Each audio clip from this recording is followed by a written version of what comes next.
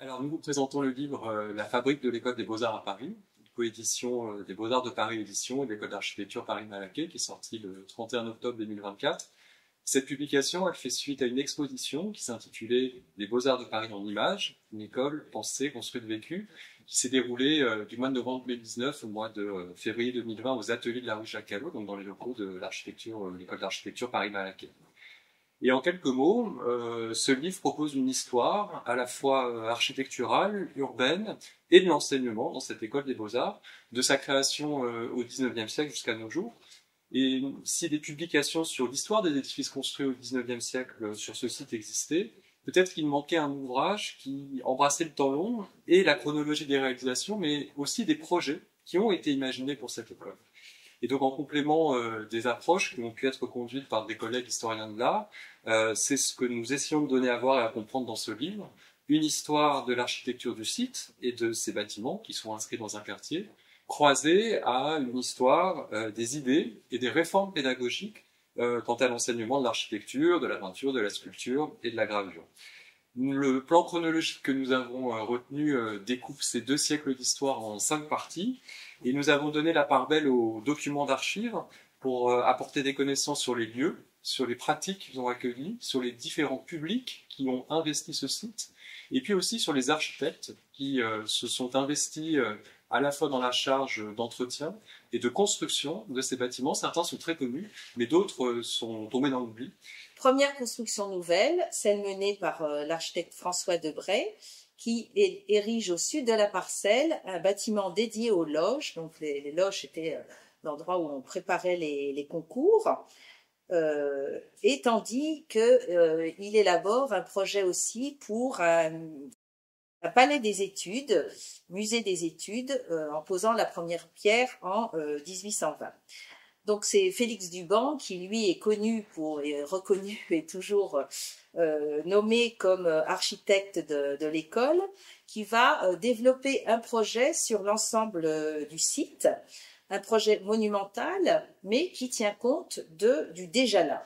Bien sûr, tous les fragments qui avaient été laissés par Lenoir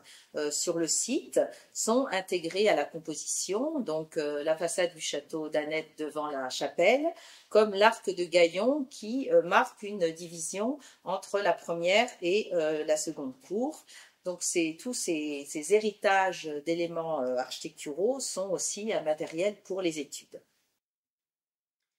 Dans une troisième partie, nous montrons que les décennies qui suivent sont marquées par les nombreux projets d'agrandissement des limites du site de l'école, des projets qui sont peu connus, qui sont peut-être pour une des premières fois montrés dans cet ouvrage, et qui sont imaginés par Duban et à sa suite l'architecte Ernest Coquard.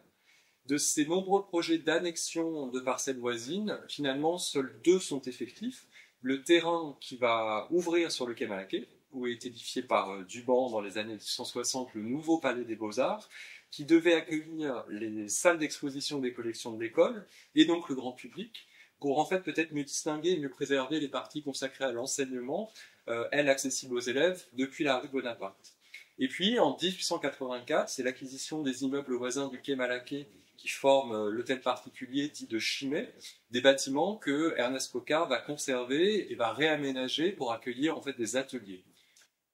Alors nous arrivons maintenant au XXe siècle avec l'idée que cette école qui a acquis une renommée nationale mais aussi internationale, hein, les élèves arrivent de partout du monde entier, sur un modèle pédagogique,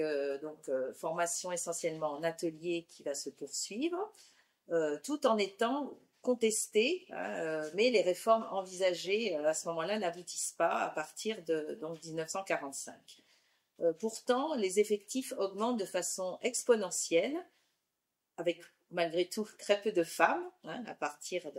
de l'après-guerre, de l'après-seconde guerre. Nous nous sommes aussi intéressés à des questions finalement de vie quotidienne, hein, un confort tout à fait sommaire dans les ateliers, qui étaient eux-mêmes surchargés, mais aussi les coutumes festives qui avaient fait la réputation de l'école, du défilé du rouge vin au bal des 4 arts, en passant par les fanfares qui ont participé à la réputation de cette école. La dernière partie débute avec mai 68 et ces événements qui, bien évidemment, marquent une rupture puisque le prix de Rome est supprimé, tout comme la section architecture de l'école des Beaux-Arts. Pour autant, l'enseignement d'architecture perdure sur le site. À l'échelle nationale, il est réorganisé dans des unités pédagogiques, les UP, qui vont devenir pour beaucoup les écoles d'architecture que l'on connaît aujourd'hui. Dans les années 70, il y a rue Bonaparte 3 UP qui cohabitent avec l'école des Beaux-Arts et une quatrième investit les ateliers de la rue Jacques Callot.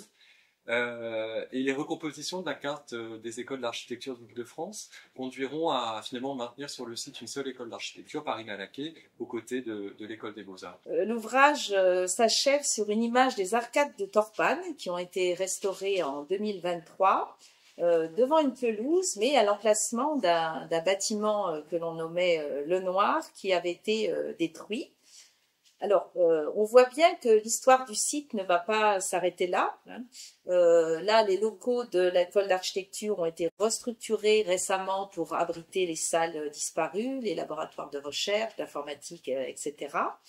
Et ce que cet ouvrage a pu montrer, c'est quand même une grande plasticité du site qui a